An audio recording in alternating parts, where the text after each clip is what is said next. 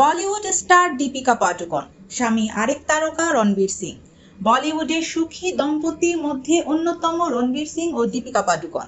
মাস দুয়েক পরেই প্রথম সন্তানের বাবা মা হতে যাচ্ছেন তারা। এ নিয়ে যেন খুশির সীমা নেই। চলতি বছরের মার্চে সামাজিক যোগাযোগ মাধ্যমে অভিনেত্রীর মা হতে যাওয়ার খবরটি ঘোষণা দেন রণবীর। দীর্ঘদিন চুটিয়ে প্রেম করার পর 7 পাকে বাধা পড়েন এই দুজন। তবে বিয়ের আগে এক সাক্ষাৎকারে দীপিকা জানিয়েছিলেন, যদি কখনো মনের মানুষ খুঁজে পান তবে বিয়ে করে অভিনয় থেকেও দূরে থাকবেন এবং প্রয়োজনে সুখী দাম্পত্য জীবন গড়তে অভিনয় ছাড়তেও হয় তাতেও তিনি প্রস্তুত। তিনি আরও বলেন, সংসার জীবন উপভোগ করতে একাধিক সন্তানও নিতে প্রস্তুত আমি।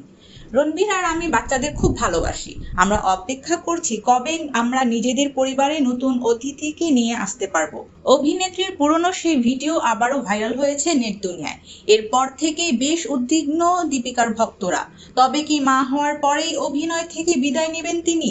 শেষমেশ কি হবে সেটাই দেখার বিষয়।